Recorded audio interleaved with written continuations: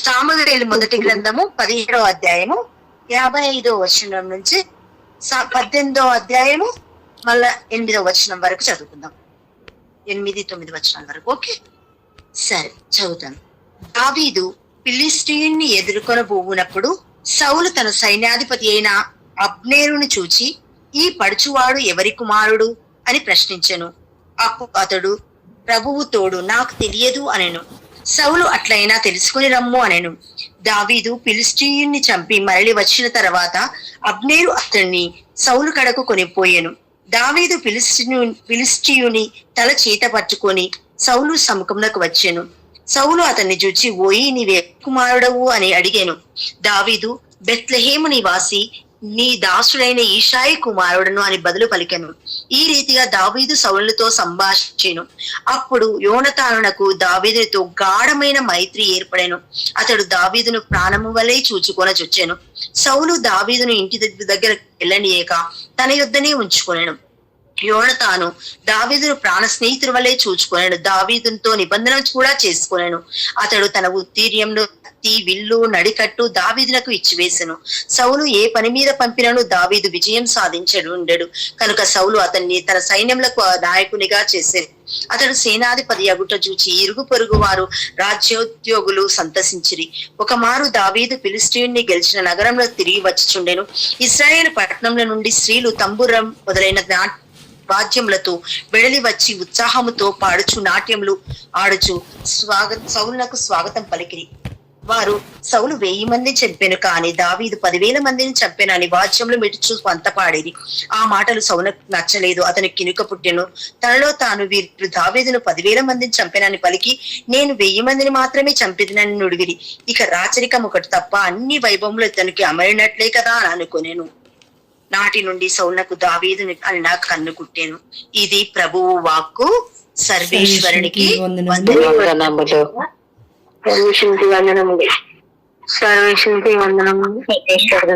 ఇప్పుడు వరకు మనం వాక్యం విన్నాం కదా.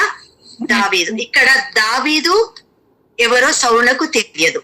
అతనికి స్థానం అంటే అతని స్థానం రాజస్థానం. ఎవరిది? సౌలుది రాజస్థానం.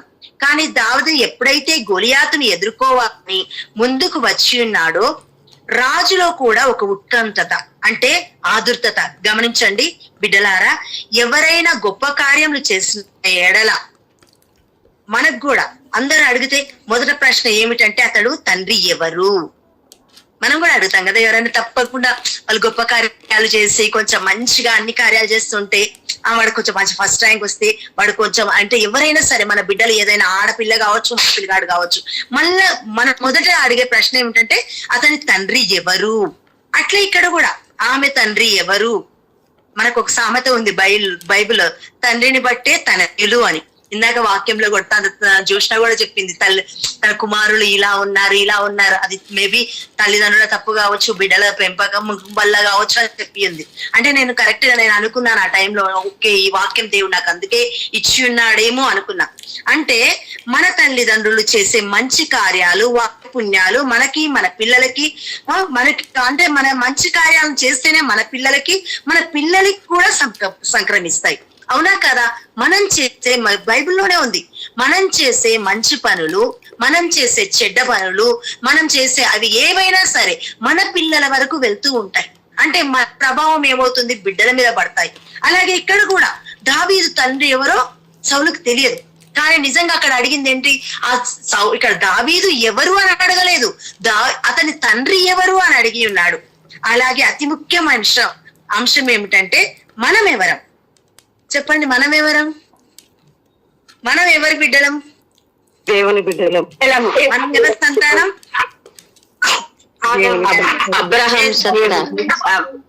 కాదు, దేవుని సంతానం. మనం అంటారు సంతానం. చెప్పండి, కొంతమంది మా నాన్న మా అమ్మల పేర్లు చెప్తారు. అవునా కదా? మీ అమ్మ మీ నాన్న ఎవరు సంతానం అనగానే అమ్మ నాన్నల పేర్లు. మరి కొంతమంది ఏమంటారు? యేసు ప్రభుని బిడ్డలము అన్నప్పుడు, యేసు ప్రభు బిడ్డలము ఎవరి పోలి మనం జీవించాలి? యేసు ప్రభు బిడ్డలం. ఇప్పుడు చెప్పుకున్నాం కదా ఇంత గ్రేట్ గా, మరి ఎవరి బిడ్డలం అనగా దేవుడి బిడ్డలం అని చెప్పుకున్నాం. దేవుడి బిడ్డలము అన్నప్పుడు మనం ఎవరి పోలి జీవించాలి? మన పనులు, మన చేతలు, మన కార్యాలు ఎవరిలాగా ఎవరిని పోలి ఉండాలి మనకి అన్ని? దేవుణ్ణి బట్టి దేవుణ్ణి అలాగే ఉండాలి. మన చుట్టూ మనుషులు మనల్ని గమనిస్తూ ఉంటారు. ఆయన మన ఎడల చేసే గొప్ప కార్యాలు చేసినప్పుడు ఆయన ద్వారా ఎంత మేలు పొంది ఉన్నాము, ఆయన వారసత్వపు అలవాట్లు ఎలా కలిగి ఉన్నాము, ఎలా కలిగి ఉండాలి అని ఇప్పుడు ఈ వాక్యంలో విన్నాం కదా. ఈ వాక్యంలో దావీదు నువ్వు ఎవరి కుమారుడు అన్నప్పుడు నేను ఈషాయి కుమారుడను అని చెప్తున్నాడు. ఈషాయి ఎవరో మనకు తెలుసు, ఎందుకంటే మనకి చూడు మత్తయి సువార్త 1వ అధ్యాయంలో ఉంది. ఈషాయి మొద్దు నుండి ఒక పిలక పుట్టును. అంటే ఇక్కడ దావీదు వంశంలో యేసుక్రీస్తు జన్మించి ఉన్నాడు. ఈషాయి మొద్దు నుండి ఒక పిలక పుట్టును. ఇక్కడ పిలక అంటే పిల్లల అంటే యేసు అంటే యేసు ఈషాయి వంశస్థుడే కదా, అవునా కదా? ఈషాయి వంశస్థుడు. ఇక్కడ చూడండి, ఈషాయికి దావీదుకి ఎంత భాగ్యం. నిజంగా దేవుని వంశంలో వాళ్ళు పుట్టి ఉన్నారు. అంటే దేవుడే వాళ్ళ వంశంలో పుట్టి ఉన్నారు. అసలు వంశం ఎవరిది? దేవుడిది. కానీ వాళ్ళు దేవుడికి వంశం ఎవరిది అంటే అక్కడ చూపించేది ఈషాయి, దావీదు అని చూపిస్తూ ఉన్నారు. అంటే వారిని సృష్టించిన తండ్రి వంశాన్నే మోస్తూ ఉన్నారు.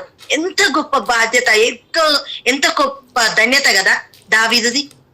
సరే, మనం తర్వాత వాక్యాలకు వెళ్తే యోనతానుని తీసుకుందాం. యోనతాను సౌలు కుమారుడు. యోనతాను దావీదును చూడగానే అతని ఏమైందంటే గాఢమైన మైత్రి ఏర్పడి ఉంది అని ఉంది. యోనతానుకి దావీదు ఎవరో తెలియదు, దావీదునికి యోనతాను ఎవరో తెలియదు. కానీ అతడు చేసిన మంచి కార్యాలను బట్టి అతన్ని చూడగానే గాఢమైన మైత్రి, గాఢమైన స్నేహం ఏర్పడేను. ఇక్కడ ఉంది ఒక వాక్యంలో, దావీదుని ప్రాణము వలె చూచుకొని వచ్చాను. వాక్యంలో మనం విని ఉన్నాం. ఇక్కడ 18వ అధ్యాయం 1వ వచనం నుంచి ఈ రీతిగా దావీదు సౌలుతో సంభాషించెను. అప్పుడు యోనతాను దావీదుతో గాఢమైన మైత్రి ఏర్పడెను. అతడు దావీదుని ప్రాణం వలె చూచుకొని వచ్చాను. సౌలు దావీదును ఇంటికి తీసుకొని వెళ్ళినాక అతని యుద్ధనే ఉంచుకోండి. యోనతాను దావీదును తన ప్రాణ స్నేహితుని వలె చూచుకొనెను. దావీదుతో నిబంధన కూడా చేసుకొనెను. తన ఉత్తరీయములు, కత్తి, విల్లు, నడికట్టు దావీదునికి ఇచ్చి వేసెను. చూడండి, ఇంకొక కొడుకు అయితే, ఇంకెవరన్నా అయితే ఏమైతుంది? తండ్రి ఇలాంటి స్థానం ఇచ్చినాడంటే ఈర్ష్యపడతారు. కానీ యోనతాను అలా చేయలేదండి. అతనిలో ఈర్ష్య లేదు. అంటే తండ్రి ఎలాంటి స్థితిలో ఉన్నాడు, కుమారుడు ఎలాంటి స్థితిలో ఉన్నాడు.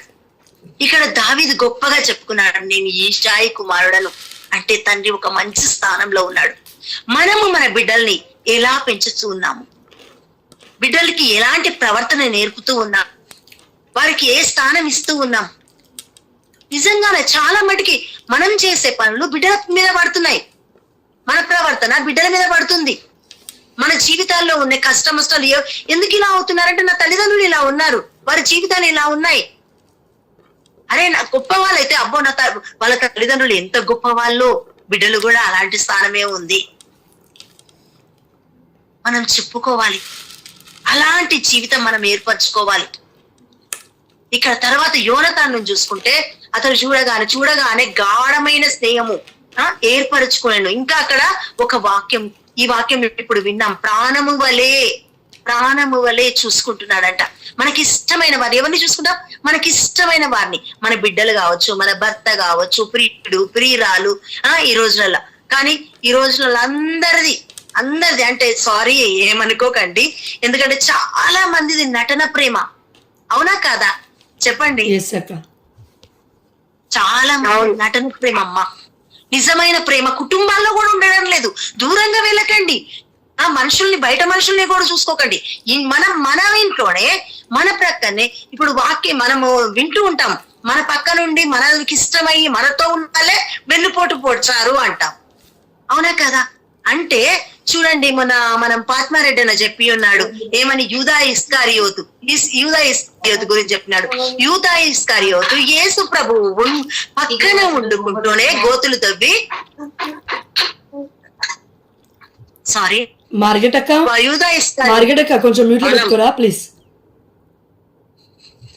యూదా ఇస్కారియోతు పక్కనే ఉంటూ యేసు ప్రభువుని ఎక్కడి వరకు తీసుకెళ్లాడో చూడండి.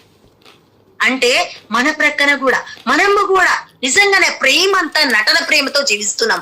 కుటుంబాల్లో కూడా ఒక అత్త మామతో కావచ్చు, బిడ్డలతో కావచ్చు, తల్లిదండ్రులతో కూడా, నిజంగా చెప్తున్న తల్లిదండ్రులతో కూడా నటిస్తూ జీవిస్తున్నాం. బిడ్డ కూడా అలాగే జీవిస్తూ ఉన్నారు. ఈ రోజులలో జీవితం అలా ఉందమ్మా, నటనతో ఉన్న జీవితం. ఇలాంటి జీవితాన్ని దేవుడు కోరుకోవడం లేదు. మన తండ్రిని చూసి తల్లిని చూసి గొప్పగా అయ్యో ఈ బిడ్డలు ఇలా ఉన్నారు అని చెప్పుకునే జీవితం మనకు కావాలి. అంటే మన పెంపకం కూడా అలాగే ఉండాలి. మన జీవితాలను బట్టే పిల్లల్ని కూడా సరి అయిన మార్గంలో నడిపించడానికి మన ప్రవర్తన చూడండి. ఇప్పటి వరకు మనం ప్రార్థన చేసుకున్నాం, అరే బిడ్డలు లేరు, సంతాన భాగ్యం లేదు. ఇందాక జ్యోత్స్న కూడా చెప్పి ఉంది ఆ బిడ్డల గురించి. బిడ్డలు లేని వాళ్ళు ఎంత బాధపడుతూ ఉన్నారు. బిడ్డలు ఉన్న వాళ్ళనేమో మనం ఎలాంటి పెంపకంలో మనం పెంచుతూ ఉన్నాం, బిడ్డల్ని ఏ రీతిలో ఉంచుతూ ఉన్నాం, ఒక్కసారి ఆలోచించుకుందాం. సరి అయిన జీవితం వాళ్ళకి ఇస్తున్నామా?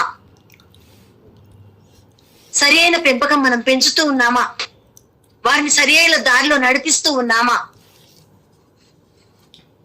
చూడండి, ఎలాంటి జీవితాన్ని మనం పిల్లలకి ఇస్తూ ఉన్నాం, మన కుటుంబంలో ఇస్తూ ఉన్నాం. మన ప్రేమ ఎలాంటి ప్రేమ?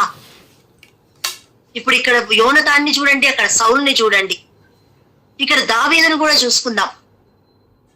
అదే వేరే వాళ్ళు అయితే ఎంత నిజంగా ఆ యోనతాన్ స్థానంలో ఉంటే ఎంత అసూయ పడతారు. తన తండ్రి ఇంకొక వ్యక్తిని మెచ్చుకుంటూ ఉంటే ఇక్కడ అతనితో అతనిలో అలాంటి అసూయ స్థానం లేదు.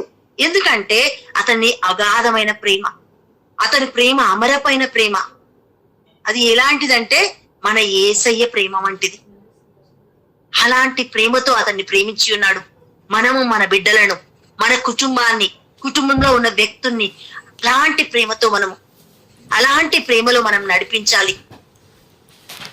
అలాంటి ప్రేమ వారికి ఇస్తేనే దేవుడు మన ఎడల గొప్ప కార్యాలు ఇస్తూ ఉంటాడు. చాలా సార్లు దావీదును చంపాలని సౌలు చూసినప్పుడల్లా యోనతాన్ రక్షిస్తూ ఉన్నాడు అతన్ని. అంటే అంత మంచి స్నేహం. ఈ రోజులలో అలాంటి స్నేహం కూడా, స్నేహితులు కూడా మన పక్క నుండి మనల్ని వెన్నుపోటు పొడుస్తూ ఉన్నారు. కుటుంబ సభ్యులే పొడుస్తూ ఉన్నారంటే ఇంకా స్నేహితులు ఒక లెక్క కాదు. కానీ దేవుని ప్రేమ అలాంటిది కాదు బిడ్డ. దేవుని ప్రేమ ఒక మంచి పాట ఉంది. యేసుని ప్రేమ అనంత ప్రేమ, యేసుని ప్రేమ నిత్య ప్రేమ, యేసుని ప్రేమ పవిత్ర ప్రేమ, యేసుని ప్రేమ మహోన్నత ప్రేమ, యేసుని ప్రేమ కరుణాల ప్రేమ, యేసుని ప్రేమ మన్నించు ప్రేమ, యేసుని ప్రేమ శాశ్వత ప్రేమ, యేసుని ప్రేమ శాశ్వత ప్రేమ, యేసుని ప్రేమ అనంత ప్రేమ, యేసుని ప్రేమ నిత్య ప్రేమ. నిజంగా యేసుని ప్రేమ ఎంత గొప్ప ప్రేమ. మనం ఎన్ని చెడు కార్యాలు చేసినా, ఎన్ని అబద్ధాలు మాట్లాడినా, ఎన్ని తప్పుడు పనులు చేసినా, ఎంత చెడు మార్గంలో నడుస్తున్నా మన తండ్రి మాత్రం మనల్ని వదిలిపెట్టడం లేదు, మనల్ని విడిచిపెట్టడం లేదు. ఇందాక తను చెప్పి ఉన్న జ్యోత్స్న పాప సంకీర్తన, మంచి పాప సంకీర్తనం చేయండి అని. మనం ఎలా చేస్తూ ఉన్నాం? నిజంగా మనం ఒకసారి చూడండి, వెళ్ళి ఆ పాప సంకీర్తనం చేసినప్పుడు ఆ మనసు ఎంత సంతోషంగా ఉంటుందో. ఎందుకంటే తీసివేస్తున్నాం. ఒక మురికి తొట్టి శుభ్రంగా కడిగి వేస్తే ఎలాగా శుభ్రంగా మారితే అందులో నీళ్లు పెడితే ఎంత స్వచ్ఛంగా ఉంటాయో, మన జీవితాల్లో ఉన్న మురికిని కూడా అలా తొట్టిని రుద్దినట్టు, మన గిన్నెల్ని రుద్దినప్పుడు, మనం తీసివేసుకున్నప్పుడు, ఆ పాపాలు ఒప్పుకున్నప్పుడు, మనం ఎవరికాడనో ఇందాక తను చెప్తుంది, దూతల వలె వాళ్ళు మన దగ్గర కూర్చుంటున్నారు. ఆ పాపాలు మనం ఒప్పుకున్నప్పుడు, ఎవరికి చెప్తున్నాం? దేవుడికి. ఒప్పుకున్నప్పుడు మనము స్వచ్ఛముగా ఆ తొట్టిలో, ఆ గిన్నెలో నీళ్లు పడితే ఎంత స్వచ్ఛంగా కనపడతాయో మన జీవితాలు కూడా అలా తేలిక పడతాయి. మనం అలాంటి జీవితం జీవించాలి, అలాంటి ప్రేమ కలిగి ఉండాలి. తీసివేద్దాం, నటన ప్రేమ తీసివేద్దాం. మనం ఒకరికి మంచి చేసినప్పుడు, ఇక్కడ యోనతాన్ మంచి చేస్తూ ఉన్నాడు, దావీదుకు మంచి చేస్తూ ఉన్నాడు. చిన్న స్టోరీ చెప్తాను. ఒక వ్యక్తి తను వెళ్తూ ఉంది, ప్రయాణం చేస్తూ ఉంది, ఒక కారులో వెళ్తూ ఉంది. ఆడామె ఒక్కతే వెళ్తూ ఉంది, చీకటి పడుతూ ఉంది. ఆ టైంలో ఆమె కారు పాడైంది. కారు పాడైనప్పుడు అరే దాన్ని సరిచేద్దామంటే ఆమెకి వీలు కాలేదు. ఎంత ట్రై చేసినా చూసుకుంది, ఎవరైనా కారు ఆపుతారేమో చేయబట్టి, ఎంతమంది చేయబట్టి ఆపినా ఎవ్వరూ ఆగకుండా వెళ్ళిపోయారు. తాను చాలా నిరాశకు గురవుతుంది. ఎందుకంటే ఎంతమంది వెళ్తూ ఉన్న తప్పంటే వాళ్ళు ఆపకుండా వెళ్ళిపోయారు. చీకటి పడింది. ఒక్కదాన్ని ఆడదాన్ని ఈ యొక్క చీకటి మార్గంలో నేను ఉంటే ఎవరు ఏమవుతారు, ఎవరు ఏమైనా చేస్తారేమో అని భయం పుట్టుకుంది. అంతలోకి ఒక వ్యక్తి వచ్చాడు. ఒక వ్యక్తి వచ్చి ఆమె ఆపకుండానే అతడు ఆగిపోయాడు. ఆగిపోయిన తర్వాత ఆమెను చూసి భయపడుతుంది. అయ్యో ఇతడు ఏం చేస్తాడో, చీకటి పడిపోయింది, నన్ను ఏం చేస్తాడో అని. అన్న తర్వాత ఆమె దగ్గరికి వచ్చి అన్నాడు, నేనేమైనా హెల్ప్ చేయాలనా? ఏమైందంటే ఏం లేదంటుంది. లేదు చెప్పమ్మా ఏమైందంటే, ఇగో కారు ఇలా పాడైంది, నువ్వు వెళ్ళి లోపల కూర్చోమ్మా, నేను బాగు చేస్తా అని చెప్పాడు. అతడు వెళ్ళి ఆమె లోపల వెళ్ళి కూర్చుంది భయపడుతూనే. వెళ్ళి కూర్చున్న తర్వాత అతడు దాన్ని చూసి మొత్తం ట్రై చేసి దాన్ని మంచి చేశాడు. కారు బాగు చేశాక చూడమ్మా ట్రై చేయి, నడుస్తుందంటే చూశాడు, ట్రై చేశాడు, అది నడుస్తూ ఉంది. అతనికి చాలా థ్యాంక్స్ చెప్తే అతను అంటాడు, నేను ఇక్కడ దగ్గరలో నేను చేసే వర్కే ఇదమ్మా, నేను కార్లు ఇవన్నీ మెకానికే అని చెప్తాడు. ఇతను డబ్బులు ఇవ్వబోతుంటే అతడు వద్దు, నాకు డబ్బులు అవసరం లేదు, ఇంకొక ఇద్దరు ముగ్గురికి అలా సహాయం చేయమ్మా, ఈ సహాయాన్ని నాకు అవసరం లేదు, నేను చేసింది ఏంటి, నా చేతిలో ఉన్న పనే కదా అని చెప్పేసింది. మనం చూసిన ఇందాక చెప్తుంది, ఇప్పుడే కాదు 3-4 రోజుల క్రితం 5-6 రోజుల క్రితం, సారీ నేను 3-4 రోజుల నుంచి నేను పాల్గొనలేను. నేను అసలు ఇక్కడ కడపాటు సైడ్ వెళ్ళాను మా చెల్లెల దగ్గరికి. అయితే అంతకుముందు రోజు చెప్పింది ఏంటంటే, మీరు ప్రార్థనలో ఒక 7గురిని ఎన్నుకుంటే వాళ్ళు ఇలా చేయాలి అని తను ఎక్స్ప్లెయిన్ చేసింది. అంటే అతను కూడా చెప్తున్నాడు, ఇంకా వేరే వాళ్ళకి ఇలాంటి సహాయం నువ్వు చెయ్యమ్మా అని చెప్తూ ఉన్నాడు. చెప్పినప్పుడు అతడు సరే అని చెప్పేసింది. చీకటి పడింది, చాలా ఆకలిస్తుంది. ఆమె కారులో వెళ్ళేటప్పుడు పక్కనే కొంచెం దూరం వెళ్ళాక ఒక హోటల్ కనపడిన తర్వాత ఆ హోటల్లోకి వెళ్ళిన తర్వాత తను ఆర్డర్ చేసింది. ఒక ఆమె నిండు చూలాలు గర్భవతి ఆమె తనకు తీసుకొని వచ్చింది. డిన్నర్ తీసుకొచ్చినప్పుడు ఆ అమ్మ ఈ సమయంలో ఇంత గర్భవతివి, రెండు చూలాలివి ఇక్కడ పని చేసుకోవచ్చు అంటే మా పరిస్థితి అలాంటిదండి, తప్పదు, నాకు చేయాల్సిన పని పడింది కాబట్టి, మాకు లేదు కాబట్టి ఈ స్థితిలో కూడా నేను చేసుకుంటూ ఉన్నాను అంటే నెలలు నిండుతున్నాయి కదమ్మా అని చెప్పింది. అయినా సరే తప్పదండి మాకు అని చెప్పింది ఆమె. తర్వాత తిన్న తర్వాత ఆమె ఏం చేసిందంటే, తను ఇచ్చే పైసలతో పాటు ఇంకా 10,000 రూపాయలు ఆమెకు చేతిలో పెట్టి వెళ్ళిపోయింది. వెళ్తూ ఉంటే ఈమె అడిగింది, అయ్యో ఈ డబ్బులు ఎందుకంటే ఉంచమ్మా, ఏం పర్వాలేదు, నువ్వు గర్భవతివి, నీ స్థితి ఏంటో నాకు తెలుసు, అందుకనే నేను ఈ సహాయం చేశానని చెప్పేసి వెళ్ళిపోయింది ఆమె.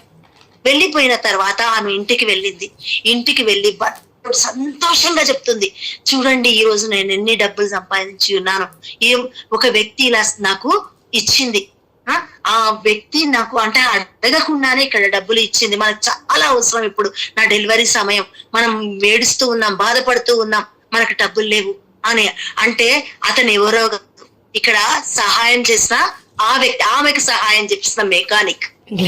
అంటే తిరిగి ఎక్కడికి చేరింది ఆ సహాయం, ఎవరికి చేరింది, మళ్ళీ తిరిగి అతని వద్దకే, అవునా కదా, అతని కుటుంబానికి. అంటే మనం ఎప్పుడైతే మంచి చేస్తామో, ఇతరులకు మంచి చేస్తున్న ఆ సహాయం ఎక్కడికి పోదండి, గుర్తుంచుకోండి. మనం చెడు చేస్తే చెడే మన వెనుక వస్తుంది, మనం మంచి చేస్తే మంచి మన చింతకు వస్తూ ఉంది, అది జ్ఞాపకం ఉంచుకోవాలి. ఇతరులకు సహాయం చేసినప్పుడు, ఇతరులను ప్రేమించినప్పుడు, ఇతరులను చూడండి, అతను చెప్పి వెళ్ళిపోయాడు, అతను తీసుకోరా డబ్బులు, కానీ అవే డబ్బులు ఆయనకి ఇస్తే మా అంటే కొన్ని ఇచ్చేదేమో, కానీ ఆ భార్యకి ఆ పరిస్థితి చూసి ఆమె 10,000 రూపాయలు అక్కడ ఆమెకు అవసరం ఉన్న డబ్బులు ఇచ్చింది. అంటే దేవుడు మనము మంచి దారిలో మడిచినప్పుడు, మన బిడ్డల్ని మంచిగా ఉంచినప్పుడు, మన బిడ్డల ద్వారా కావచ్చు, ఇంకొకరు అలా అంటే మన మంచి మనకు తిరిగి వస్తుంది, కానీ చెడు కాదు. చెడు చేస్తే చెడు తప్పకుండా మన చెంతకు వస్తుంది. ఇక్కడ చూడండి, ఇక్కడ కొడుకు వలె తండ్రి లేడు తర్వాత వచనాల్లో చూస్తే, కానీ సౌలుది అలాంటి ప్రేమ కాదు.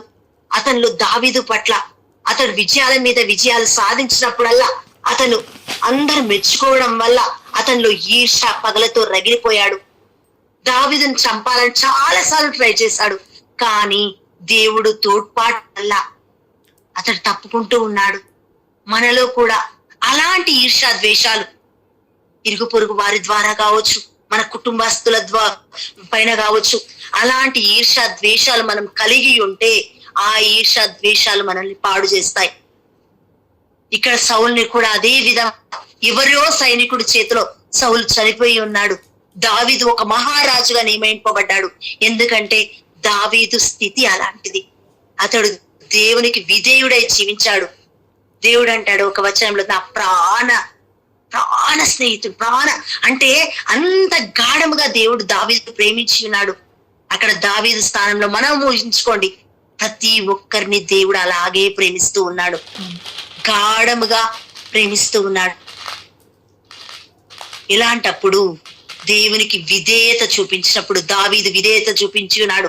తర్వాత మనం ముందుకు వెళ్తే వాక్యాల్లో ఉంటుంది, దావీదుకి ఎన్నో సార్లు సౌలు పట్టుబడ్డాడు కానీ చంపలేదమ్మా.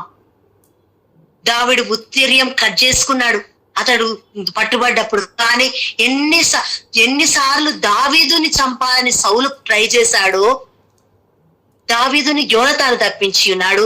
ఇక్కడ దావీదుకి ఎన్నోసార్లు సౌలు పట్టుబడ్డా దావీదు చంపలేదు. ఎందుకంటే అతడు అభిషేకించిన వ్యక్తి అని అతడు గౌరవిస్తూ ఉన్నాడు. మనం ఎలాంటి గౌరవం దేవుడికి ఇస్తూ ఉన్నాం? కుటుంబ సభ్యులకి ఇస్తున్నాం, పెద్దలకి ఇస్తూ ఉన్నాం. మనం ఎలాంటి జీవితంలో జీవిస్తూ ఉన్నాం? ఈర్ష్య, అసూయ, ద్వేషాలతో రగిపోతూ ఉన్నామా?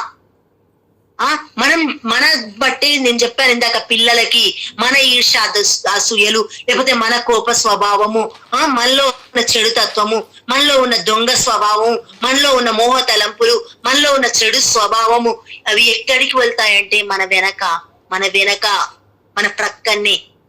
నేను చెప్పాను కదా, మంచి చేస్తే మంచే మన వెనకకు వస్తుంది, చెడు వేస్తే చెడే మన వెనకకు వస్తుంది.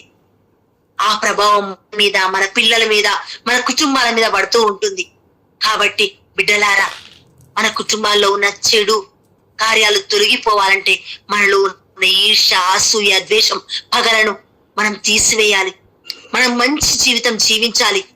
దావీదు వలె తండ్రికి, దేవునికి ఇష్టమైన బిడ్డడుగా మనం జీవించాలి.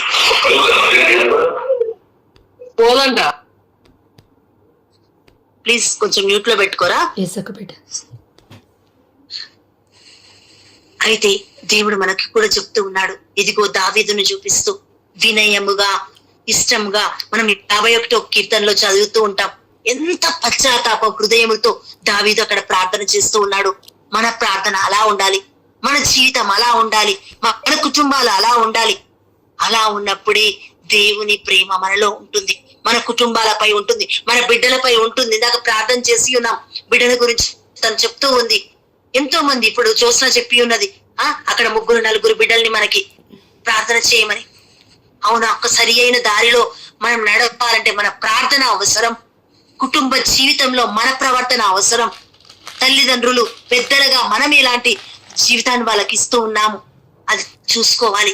బిడ్డ చూసుకోండి, ఈర్ష్య, అసూయ, ద్వేషాలను వదిలివేయండి. ఇంకా ఒకటి, మొన్న ఒక వ్యక్తి అడుగుతూ ఉంది, నేను ఎన్నోసార్లు నేను నా అన్నయ్యను పలకరించినా కూడా మాట్లాడడం లేదు అని.